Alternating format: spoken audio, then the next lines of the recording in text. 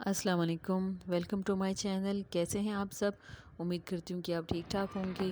डूबते हुए सूरज का नज़ारा कर रही थी और उसके ऊपर जो आसमान पे बादल बने हुए हैं, ये खूबसूरत से बादल आसमान पे, छोटा सा हवा के अंदर ही तैरता हुआ, हवा में तैरता हुआ ये जहाज़ बहुत खूबसूरत दिलकश नज़ारा पेश कर रहा था। मेरा जी नहीं चाह रहा था कि मैं इस मंज़र को देखे बगैर किचन में जाऊं, क्योंकि किचन में तो अव्वल व आखिर जाना ही पड़ता है। तो बस मैंने इस क्लिप को थोड़ा सा रिकॉर्ड कर लिया ताकि आप लोगों के साथ भी शेयर कर सकूं, और उसके बाद मैं किचन में आ गई। आज क्या पकाएं? तो आज बनाते हैं जनाब साबित साबित साबित मूंग की दाल और साथ में मसूर की दाल। इनको मिक्स करके मैं बनाती हूँ, मुझे बहुत पसंद है। तो बस पहले ये बनाते, तो इनको भिगोते हैं पहले।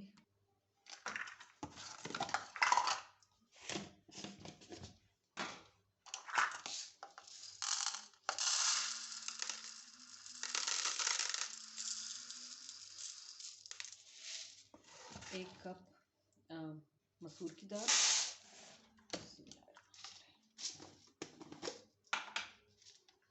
और एक ही कप मूंग की दाल।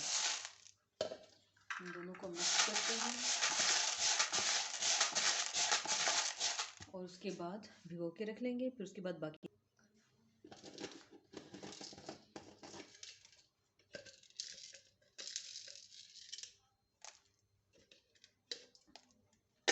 ये बोतल जाएगी धुलने में। बर्तन तो में रखते हैं, और इसका भी थोड़ा सा ढक्कन गंदा है, इसको भी थोड़ा सा ऊपर से वाइप कर लेते हैं ताकि हल्की से डस्ट वगैरह हो तो हट जाए। इसको बंद कर लेते हैं, ये अभी ठीक हालत में है।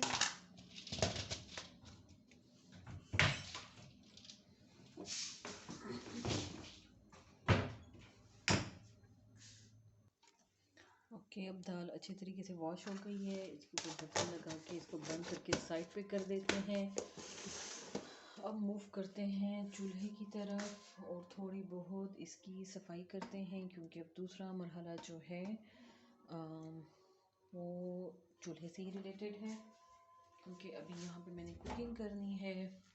पहले मैं इसको जल्दी से वाइप आउट कर दूँ, जो भी गंद वगैरह है वो हटा दूँ। गंद तो नहीं होता, मोस्टली क्रम्स वगैरह ही होते हैं। रोटी पकाते हुए थोड़ा बहुत आटा गिर जाता है।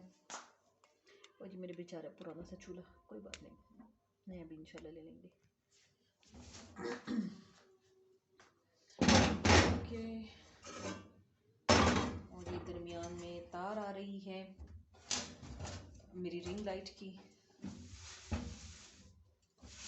यहाँ से असल में हमने ये चूल्हा हटाया हुआ है क्योंकि थोड़ा सा गैस स्टोव में कोई मसला आ गया था, तो उसकी वजह से गैस जो है वो भी प्रॉपर तरीके से नहीं आती थी। और गैस ना आने की वजह से अमूमन गैस जो है वो नीचे वाले हिस्से में, ये इस तरह खानों में है, ठीक है। तो ये यहाँ पे गैस जमा हो जाती थी, जिससे ब्लास्ट का खदशा रहता था। तो बस फिर इसका हमने पाकिस्तानी देसी जुगाड़ यही निकाला कि यहाँ पे हमने बर्नर रख दिया, और बर्नर जो है वो इस चूल्हे से काफ़ी ज़्यादा अच्छा काम कर रहा है। जो मेरा मतलब ये वाला हिस्सा है चूल्हे का, इससे ये बर्नर काफ़ी अच्छा काम कर रहा है। गैस भी इसमें सही तरीके से आती है। तो बहरहाल अब ये साफ़ हो गया। अब इस पर और अब दूसरा मरहला है सब्ज़ी का। बैंगन आए हैं बहुत अच्छे से, और मैं सोच रही हूँ बैंगन का भरता बनाऊँ।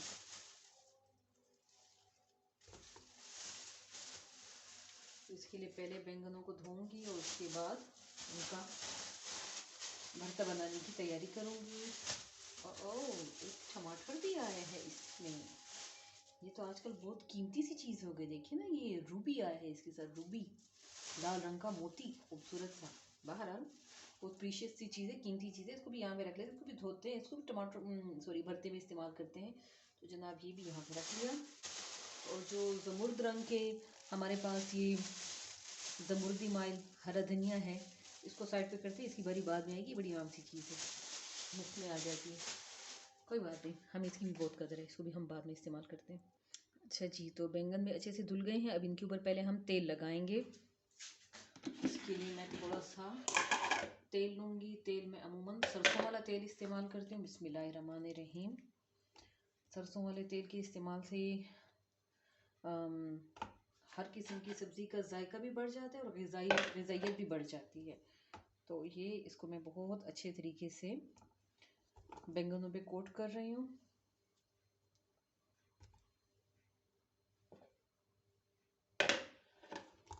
इससे ये होगा कि जब बैंगनों को जलाएंगे तो फिर इनका छिलका बड़ी आसानी से उतर जाएगा। ओके, ये काम भी डन हो गया। अब अगला मसाला।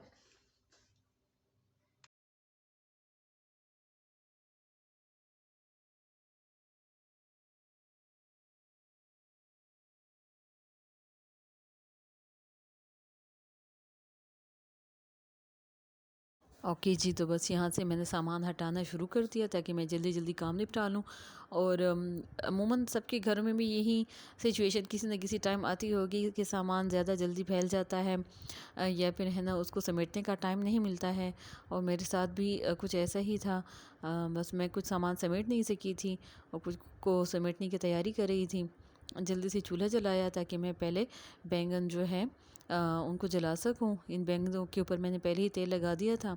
तो इस तरीके से मैंने ये वाला ट्रे जो है ये बैंगन जलाने के लिए रख दिया। ये ट्रे जो है ये मेरे ओवन के साथ था। मेरे पास 2 इस तरह की ट्रे हैं और ये बड़े काम के हैं। तो बस इनके ऊपर मैंने आराम से बैंगन रख दिए और ये इंशाल्लाह ताला बड़े अच्छे तरीके से जब भून जाएंगे तो फिर मैं बाद में इनका छिलका उतार लूँगी और अगले दिन के लिए मैं इसको इस्तेमाल कर लूँगी। तो बहरहाल यहाँ पे मैं इनको पलट रही हूँ। आहिस्ता आहिस्ता इनकी स्किन जो है वो पक रही है और मैं साथ साथ इनको चेक भी कर रही हूँ कि कहीं पे कोई कमी बेशी ना रह जाए, कहीं पे कुछ ज़्यादा ही ना जल जाए या फिर है ना बिल्कुल ही कच्चा ना रह जाए। अगर ऊपर से छिलका ज़्यादा जल जाए तो उसका तो कोई मसला ही नहीं है, लेकिन अगर छिलका जो है वो कच्चा रह जाए फिर मसला हो जाता है। और बर्तन भी पड़े हुए थे काफ़ी सारे, तो मैंने जल्दी से ग्लव्स चढ़ाए और मिनटों में माशाल्लाह से बर्तन धो लिए। ये हिस्सा जो है साफ़ हो गया। दूसरी साइड पे मैंने चूल्हे पर दाल चढ़ा ली थी और दाल के ऊपर ये जो झाग आ जाती है इसका हटाना बहुत ज़रूरी होता है। ये जो मिक्स दाल है इसके ऊपर अमूमन मैंने नोट किया है कि झाग बहुत ज़्यादा आ जाती है और इस दौरान अगर कुकर का ढक्कन बंद कर लिया जाए तो कुकर फटने का भी ख़तरा रहता है। या फिर ये हो जाता है मेरे साथ अमूमन कि जो कुकर के ऊपर हम वेट रखते हैं, वेट जो है वो डिस्प्लेस हो जाता है और बड़े ख़तरनाक किस्म के बुखारात जो हैं वो उठते हैं। और ये शुक्र है माशाल्लाह बहुत अच्छी तरीके से दाल जो है वो गल गई है। ये दाल जल्दी गल जाती है लेकिन टाइम ज़्यादा लेती है। तो बहरहाल दाल अच्छी तरीके से गल गई थी और अब यहाँ पे मैंने वो तमाम सामान रख लिया जो तड़का लगाने के लिए ज़रूरी है। ये ज़रूरी नहीं है कि मैं हर दफ़ा ही ये तमाम सामान जो है वो तड़का लगाने के लिए इस्तेमाल करूं। अक्सर ये होता है अगर मैं रात के वक़्त दाल को तड़का लगा रही हूँ तो फिर मैं उसमें लहसुन का इस्तेमाल ज़रूर करती हूँ, लहसुन और अदरक दोनों का। और अगर मैं दिन के वक़्त इस मिक्स दाल को तड़का लगाती हूँ फिर मैं जो लहसुन और अदरक हैं ये इतनी ज़्यादा मिकदार में नहीं डालती या फिर बिल्कुल डालती ही नहीं हूँ।